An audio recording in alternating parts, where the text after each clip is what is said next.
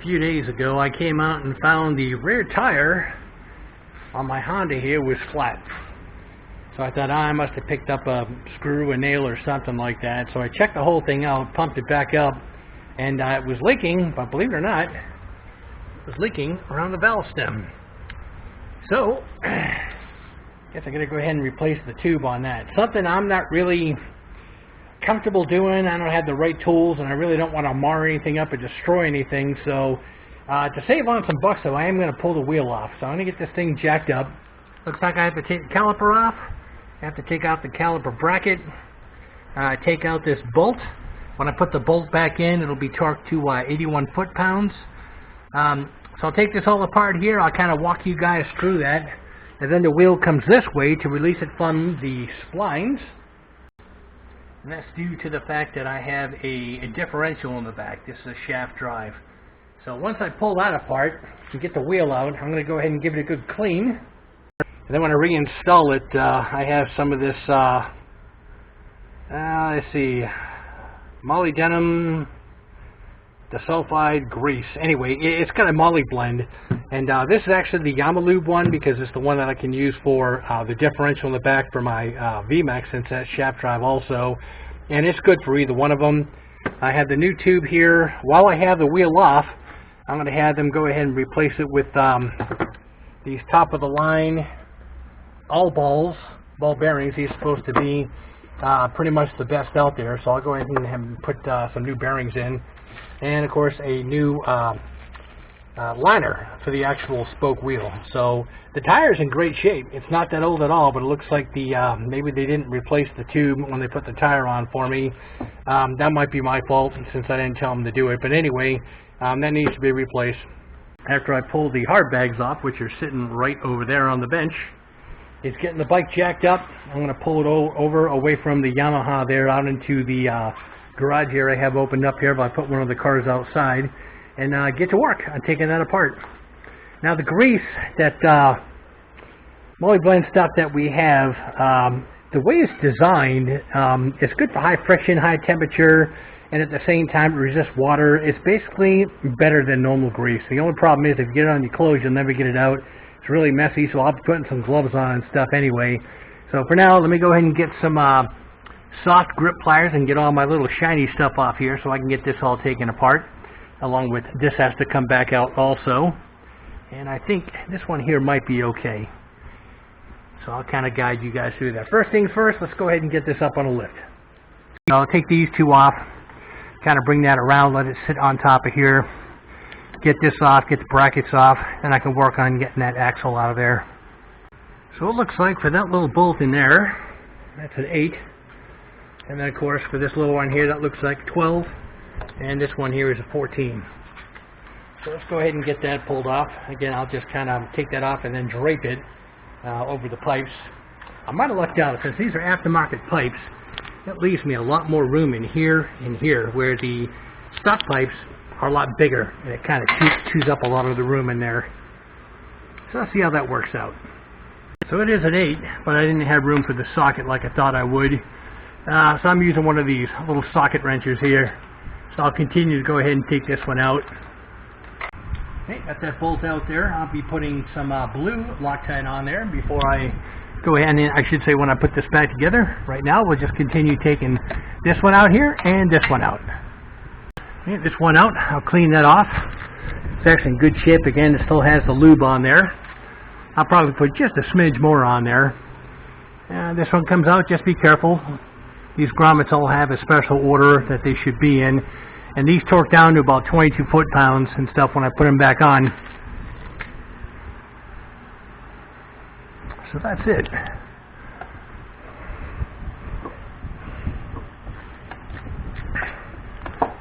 Okay, all I do is give it a pull, a little bit of a push.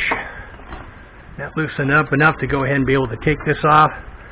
Again, everything looks fine. I am going to spread this out just a smidge more. I'm going to use that little orange plastic thing there. And of course this will just sit right here. Let me go get a rag or something to put under this. And then we just need to go ahead and take this off. So using this little plastic pry bar here so that it won't hurt the pads around. Just put it in there, gave it a squeeze. I should say a pry, and it went ahead and pushed that piston in for me. These can just hang out there, that's fine. A little grease on the outside. That's good. Just make sure I don't get any of that on the pads themselves. A little rag here. And that can basically just sit there. So now I just need to get this little bolt way down in here. Out. And I should have plenty of room with clearance because I have the aftermarket pipes. Then we can work on the nut. And the part on the other side where an Allen bolt goes into. I should say an Allen wrench. Looks like I really can't get a socket in there unless I pull the pipes off, which I don't feel like doing. So that's a number 14. It's going to sit just basically like that. And I'm going to bring it up as high as I can. Right about there. Of course, it's on there pretty tight. So I'm going to use the old little stubby hammer just to go ahead and break this loose, being careful of this pipe. See, that worked out good. A few whacks with the old stubby hammer. Got that loose, so I'll go ahead and just continue taking this out of here, and then we can work on the axle. You just save a ton of money if you basically do this yourself as far as pulling the wheel off. Sure, let them go ahead and replace it and balance it and everything else, but you can't beat it. And then I've heard on the first couple generations of the VTX, like I have in 04 here, there's some problems with the bearing, so I just figured, what the hell, since I have it off and I'm taking it into the shop for the wheel, I might as well just have them pop the bearings in. So let me finish taking that nut out right there. I should say that bolt. So you can see that had some Loctite. I'll be using blue on that one. And because my pipes are smaller and there's actually a cavity right here in between them, it looks like I can pull that right out of there. You guys might have to loosen up a couple of the bolts on your exhaust system. But again, if you have these, I have Vance and Hines, and the short slash ones that left me plenty of room. Okay, so we'll add a little bit of grease here, a little bit of Loctite there when we put it back in. Right now it looks like all that's left is the big old axle nut here. So let's see what I have to take that off. And on the other side, so far this isn't really that bad. I put this chrome ring on a long time ago. So I'm just going to go ahead and take this little thing out of here. And you can see there is an Allen hole right there for an Allen wrench. And I'm basically going to hold that in place and put most of the torque on the other side where that nut is. Okay, so that little hole right there is an 8mm. I have an expanding ratchet here for leverage. Biggest thing is just make sure you are all the way in and seated. And I just happen to have a BFW. That's a big blanket wrench. Looks like 27mm. Got a dead blow hammer right there to go ahead and break it loose. And that's what we're going to do. So the biggest thing is getting that out of there. And then, yep, I even have room if I needed to go underneath this to the center of this with a center punch to get it out. So these little Vance and Hines shorties are actually pretty nice. So I'll get that bolt off, nut off that bolt. And then take my time, get that axle out of there. And then I can basically have the axle out and I can pull this off. Then I need to take the whole wheel assembly, pull it this way to free the teeth from inside of this differential here. A couple blows with the dead blow hammer, kind of loosen it up a little bit. Holding it on the other side just to make sure it doesn't spin. And already the brake caliper bracket kind of slid forward. So this is working out good so far. Alright, so I got this big ass nut off of here, which is neat. Again, I'll use a little bit of the probably the higher strength instead of the blue, maybe the orange or the red Loctite. Again, this is permanent, but not really. You can always break it loose. It's just a bit stronger, so I'll probably use that on this one here. And we just need to get that axle out of there. It's actually coming out pretty easy. Don't have any salt or corrosion down here. I baby the living crap out of these bikes, so I don't have to worry about anything being stuck. It just takes a little time. I've never pulled the back wheel before. This is the first time. But I made sure I had everything ahead of time. All the equipment, paste, special greases, and everything else. So for now, let's go ahead and get that axle out of there. Alright, I'm just unscrewing it on the other side and it's coming right out. Just a quick marking of the camera here. Rubber faces out. All this stuff faces out. Looks like that nipple down there that has the axle going through it faces out. And that's the position it needs to be in when I put it back together. Alright, I needed 2 hands here.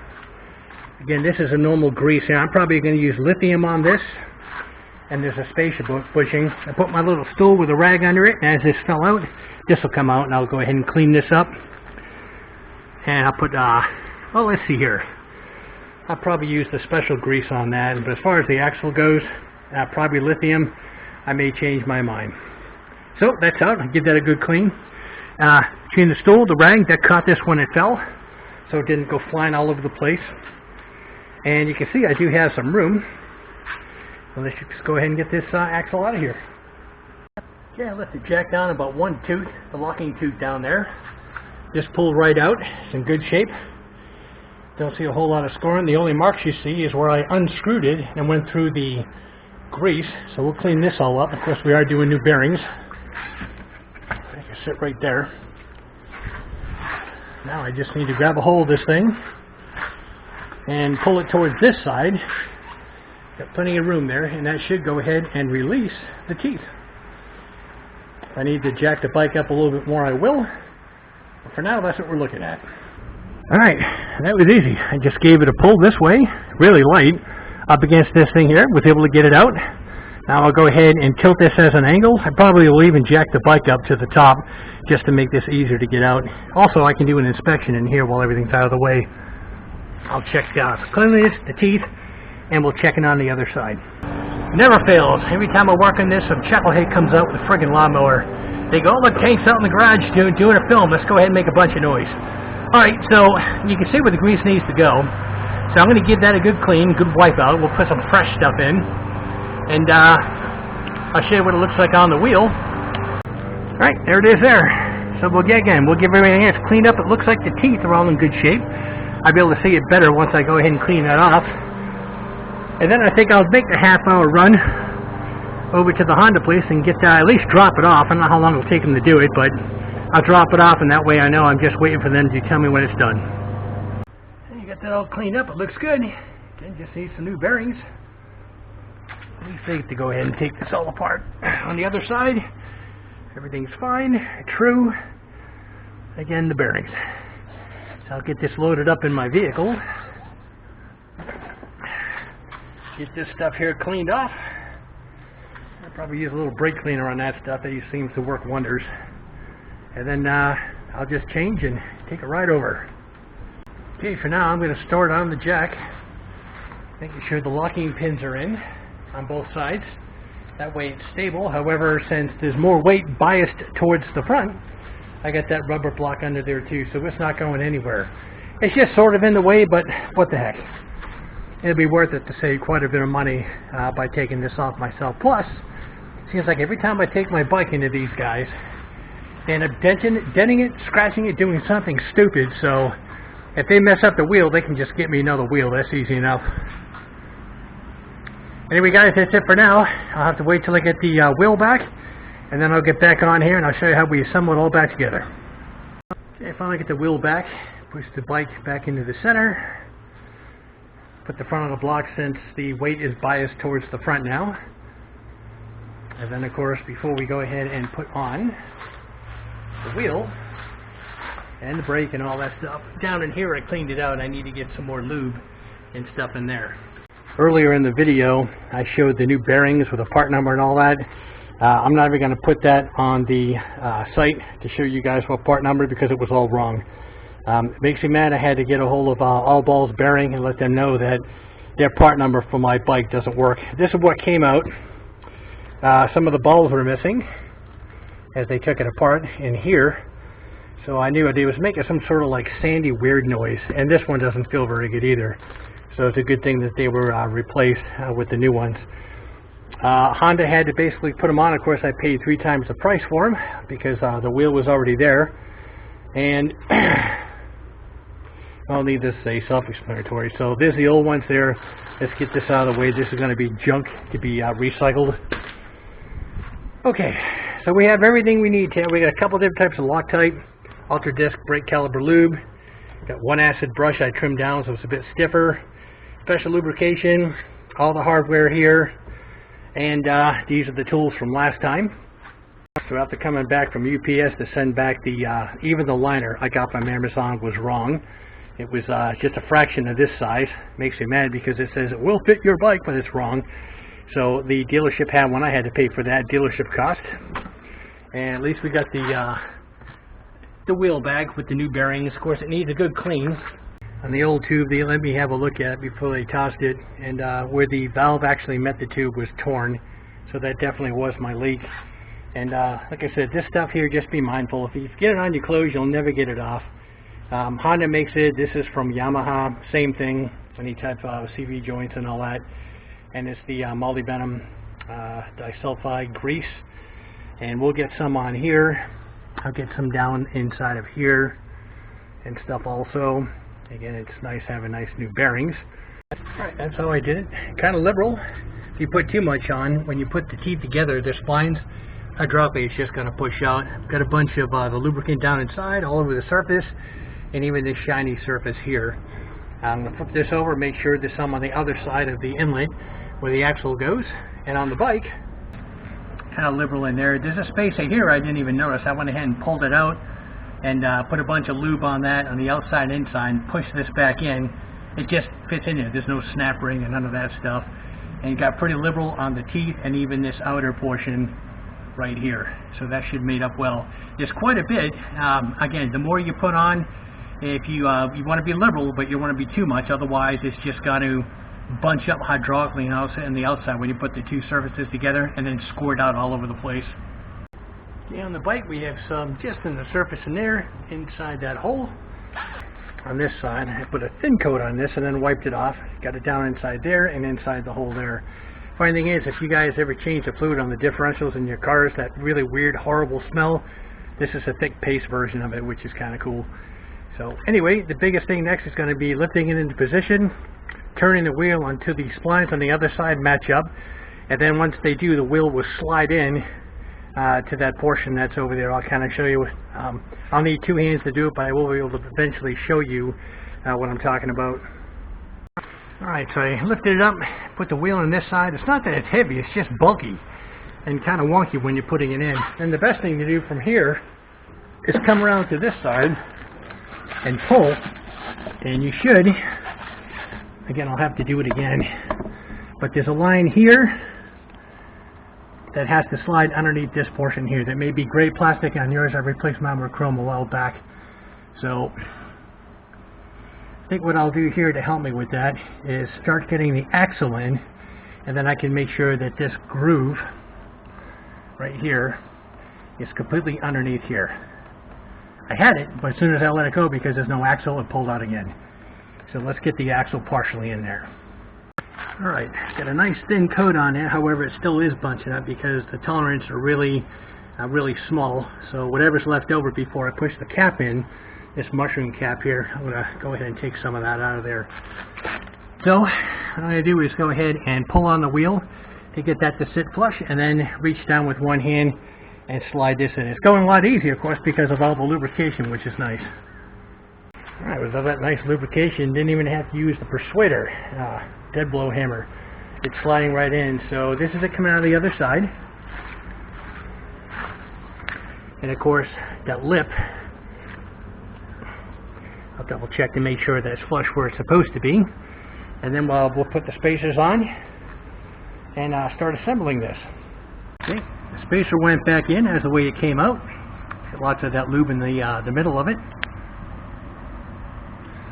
I went ahead and put this on nice and loose for now. I didn't even tighten up that. I am going to start the threads on that, but I'm not going to tighten it up. And it's kind of oval shaped, the hole in here. That allows you to move this caliper bracket around to go ahead and get the axle through. Alright, so I started that bolt down there. That's the main bolt that holds the bracket on. And again, the hole down there is oval shaped. So now I will go ahead and try pushing the axle through this hole here, wiggling this around to make sure it pops out. Then I'll make sure the threads are clean. And for that one, we're going to use a high strength thread locker. Again, nothing's permanent. You can still break the seal on these. There's some light stuff there. Have all the greases. And then hopefully just go ahead and get this thing torqued down. So again, on this side or the other side, whichever one you want to use, it's 81 foot-pounds as far as the axle goes. Okay, a little trick is if you're trying to push on the axle and it gets hung up, one of the best things to do is just put a ratchet on it and start screwing it. It'll corkscrew and then it'll pop right out. So once I get this nut on and get it all torqued down and sealed up, Then I'll tighten up that bolt in there, and then we'll go ahead and put the caliper back on. Alright, got my big ass wrench here, 27 millimeter. That's the one that's going to fit on this nut. I'll give it a little German persuasion, the guten tight, and then I'll go ahead and check it with the torque wrench set for 81 foot-pounds. And I am going to use the other side as far as setting the torque, the Allen side. Alright, first things first, get some orange Loctite on this. Again, this is high strength.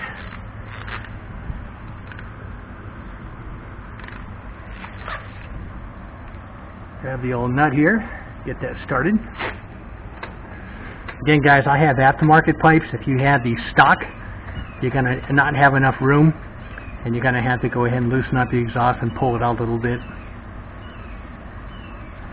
Okay, so let me get the wrench on there since it's already a little on the tight side from the prior Loctite that was on there. Yeah, I went ahead and reefed on both ends. This felt tight. And then with the torque wrench, we torqued the other side down in 81 foot-pounds. You can see a little bit of the grease still oozing out, so I'll make sure I clean that up well before I go ahead and call the project finished. Now we'll go ahead and we will, again, we have some Loctite on this bolt down here, so we'll go ahead and make sure that's good and tight, make sure everything's wiped off, put the brakes on. Right now everything feels good.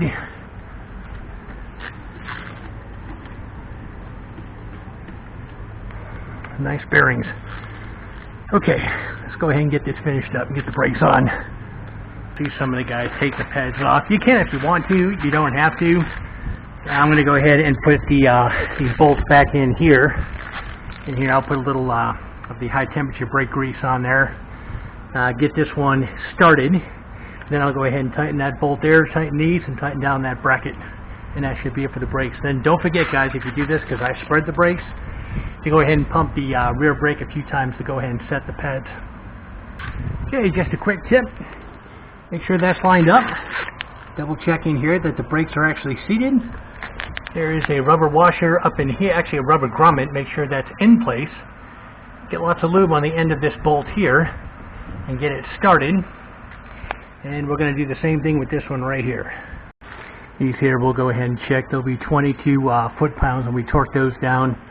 I think I'll torque that one down there probably about the same. Again, that's got Loctite on it. And I'll use some Loctite on this bracket one right here. Alright, before you start going nuts torquing, just double check. Wheel spins freely. And the bearings are kind of new. There's no binding. Everything feels good. It's nice and smooth. Make sure the caliper moves freely. And then we can go ahead and torque down and get things cleaned up. Yeah, I went ahead and stomped on the pedal, set the brakes. You can hear just a slight rub, which is perfect. Rotor looks good, it's tracking true, no wobble. And we just got a little bit of a mess here. Everything else has been cleaned up and torqued up. I just need to finish putting all the decorative caps on, then give this thing a good polish and see if I can't go ahead and clean this wheel up here while it's up on the lift, along with the pipes and everything. But guys, that's it. It is a pain. A lot quicker without having to worry about a camera, one-handed this, one-handed that. So that's pretty much about it. This comes off, that comes out, this comes off, that little bolt there comes off, this one here does. Get all this out of the way, and you pull the axle up from the other side. Then this pulls off the rest of the way. There's a spacer that goes in there, and on the other side you saw it's just that mushroom-headed axle. So that's it. Again, it's prepping everything, make sure it's all clean, get rid of all the old grease that's in there, and use the new grease liberally, but not too much, but definitely not too little, and then just make sure everything's clean. And that's it. All that because I came out and found a flat tire and found out that the valve was actually tearing away from the tube itself, but that's all set now. And what the heck, at the same time, the bearings got replaced, and it's a good thing because they did find a couple of the balls that had fallen out of the bearings. Must have been kind of that noise I heard that was in there, kind of a sandy sound that was in there. So we'll get it cleaned up, buttoned up, and we'll just do a quick finished product when I'm done here.